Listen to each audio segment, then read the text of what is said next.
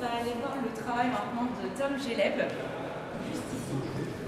Ici, dans la galerie du Comédia, on a le droit aux habituels bruits qui résonnent, mais surtout à des œuvres de street art. Et oui, jusqu'au 23 juillet, elles sont présentées ici et surtout mises en vente. Cette longue exposition voit apparaître des peintures sur toile, des sculptures ou encore des skates. Ces œuvres, elles sont toutes inspirées du street art et elles ont des messages assez différents. Déjà, sur certains tableaux, on voit des lettres tordues un peu dans tous les sens et on pense deviner qu'il y a un X, un K, un U et enfin un Z. Bingo, c'est l'artiste Excuse. Et pour lui, l'idée c'est de véhiculer un équilibre en fait, de laisser une libre interprétation aussi des spectateurs. J'ai pas de représentation figurative dans mes œuvres et j'ai pas forcément de message clairement explicite. Mais l'idée c'est plutôt de travailler autour de l'équilibre, de l'harmonie, de la liberté spirituelle. Après quand je présente mon travail dans une exposition comme ici, je considère que c'est de la peinture, c'est plus pour moi la démarche est plus proche de la peinture contemporaine. Ce qui est bien à mon sens avec le street art, c'est de rendre l'art public quelque part, c'est donner une accessibilité à l'art en fait pour des personnes qui n'auraient pas envie de passer la porte de galeries ou de musées, etc. Donc c'est la notion de partage en fait dans le street art moi qui m'intéresse. Ici on pourrait imaginer un D ou un N minuscule ou un O. C'est un peu ça l'idée, ça reste toujours proche de l'écriture et en tout cas de la construction de l'être. à côté d'Excuse, on voit des tubes, des fleurs, des arbres sculptés même. C'est les œuvres de Stéphanie Kilgast, mais Stéphanie, pourquoi tout ça ? Parce que justement, il n'y a plus d'humain dans mon travail. Enfin, l'humain, il est parti, et c'est pour ça que la nature peut reprendre ses droits.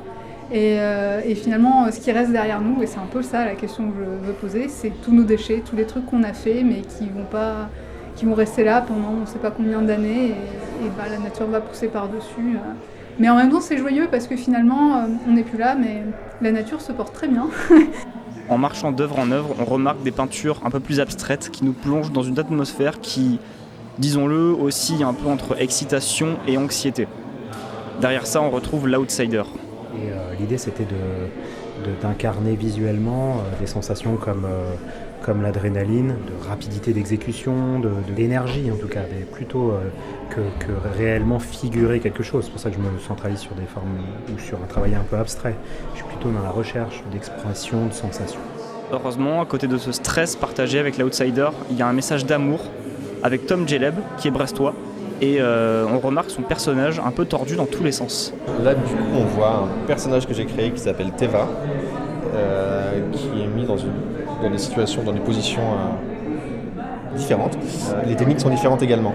Il y en a un qui est un peu en relief, c'est une accumulation d'acrylique, et un autre personnage qui, lui, c'est une accumulation de motifs. Donc il y a beaucoup de patterns, beaucoup de motifs. Alors en fait, à l'époque, j'étais le soir des attentats au Bataclan, j'étais à 100 mètres du Bataclan et j'habitais à l'époque à 100 mètres du Petit Cambodge, donc 2 lieux qui ont été touchés par les attentats. Et en fait, la première fois que j'ai réussi à dessiner, c'était 2 jours après les attentats et c'est là où mon personnage du coup est né en fait. Ce personnage que j'ai baptisé Teva maintenant et qui à la base souffle un cœur. Et donc Teva, ça signifie Teva, c'est un prénom tahitien qui signifie grand voyageur et averse. Et du coup, il y a cette notion de ce besoin pour moi d'inonder en gros le monde d'amour. Et après les attentats, du coup, j'ai dessiné ce personnage sur des morceaux de bois ou sur des morceaux de carrelage et je l'ai collé dans les rues parisiennes. C'est sur cette touche d'amour que se termine notre visite. L'amour, un message qui, comme ceux des autres street artistes, est parvenu à se transmettre dans la rue, mais plus seulement.